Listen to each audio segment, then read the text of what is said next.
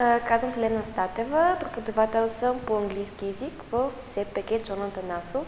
Това е училището по електроника в София, като аз преподавам на 8, 9 и 10 клас. Училището е добре като големина. Има много ученици, със сигурност. Така, диагностичното оценяване в началото на годината показва различно ниво на английски език. Аз може би много повече очаквах, тъй като този клас всъщност е приети с най-висок бал по принцип като паралелка.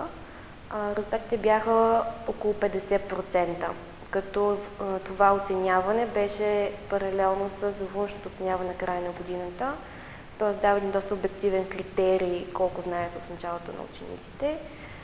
Така че като процент имахме доста да наваксваме през учебната година, а иначе като умения в началото, те бяха новосформиран клас, все още не се познаваха, бяха доста плахи, мотивирани, защото все пак са влезли вдъхновено като пръв избор в това училище, но липсваше им така увереността да говорят, увереността да работят по групи. Правихме тогава в началото видеа още на презентации, като давала като задача. С идеята сега на края на учебната година да видим как са се променили нещата, колко повече се израснали, се получава наистина презентационните умения бяха едно от ключовите неща, които сме развили. И като цяло доста работа научихме, защото правим много работи в екип, тя показва клипове от интернет и научаваме много полезна информация. Освен английския, ми научавам, че трябва за взаимоотношенията с хората. Трябва да се изслушваме, не трябва да се смеем, ако някой направи грешка, ами напротив да му помогнем да си поправи грешката. И да сме просто да бъдем приятелски настроени към всички. Като цяло в часовете по английски език най-важното е отношението на всички към работата, която върши. И когато някой се изложи нещо, трябва да му помогнем, а не всички да му се смеят. Бяха изправени пред предизвикателство от моя страна да се изработват в групови проекти, които аз им бях дала като задача да правят онлайн, което малко в началото хем беше много интересно, хем така предизвикателство, защото използвахме платформата Wikispaces, която им позволява и все още там си имаме homepage, страница на класа и така нататък. И това им позволява да надграждат, т.е. да слагат проекта си и след това автоматично да видят, ако някой друг е написал нещо преди това, да редактират. Тоест това вече наистина работа по групи и от вкъщи. Мога да комуникират допълнително между моите коментари. Аз мога да видя кой точно какво е написал в кой точен час. Така че това в началото им беше, осъзнах, много интересно. Аз за първ път използвах тази платформа и реших да продължа, разбира се, защото виждах, че работи. Така, работим от около 2 месеца върху документален филм, който бях дала като финален проект.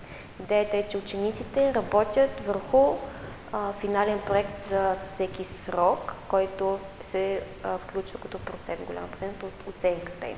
Като този най-големия е правенето на документален филм от 3 до 5 минути на тема, която те избират, но аз можах да видя моите уроци, да кажем, от годината в техните идеи за теми, например, замърсяване на околната среда, изчистването на дърветата бяхме говорили. Има и тема, която е музиката в България, така нещо малко по-лично. Като те трябва да спазват, в училище да работят с един студент, както аз съм работила едно време, докато съм учила, т.е. да намерят доказателства и факти, предварително се направят проучването в интернет, да сложат план за действие в Wikispaces, който те да си го редактират през цялото време, да осмислят какво точно, много фокусирано да мислят върху идеята, какво трябва да бъде посланието им и благодарение всъщност на така Адела Пеева, която дойде в нашата класна стая като специалист, нали, известен режисьор в тази сфера. Научихме, че документалният филм, едно от най-важните неща е историята. И това, което тя добави всъщност, нали, като нейн принос, беше да им напомни как всъщност всяко филмче трябва да разказва най-важното, нали, една история, пак по много така целенасочен начин. И любимият проект лично на мен е той с документалния филм, защото до сега не бяха правили такова нещо и това не беше за първ път. И при мен така доста забавни моменти, като го правихме и лично на мен много ми хареса.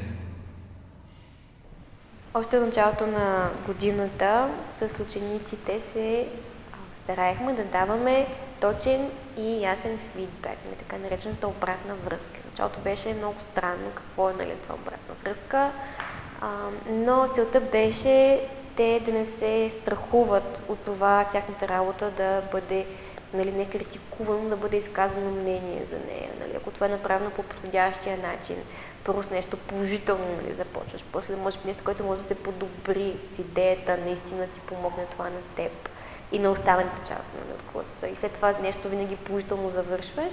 Нали, по този формат, точно в началото на годината, те дават на себе си обратна връзка с цел целият клас всъщност, нали, да подобри нивото си. Става въпрос за всякакви проекти, нали, не само за финалния проект, а да кажем, когато някой презентира.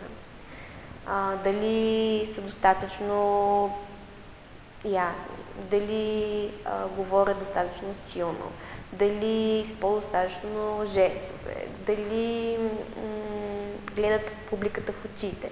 В смисъл, всеки детайл беше част от конкретните неща, които аз очаквах от тях да видя в обратната връзка.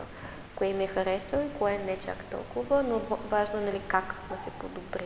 Тоест, какво да правиш, ако, да кажем, не си много уверен, нали, и все още си мънкаш и така нататък под носа.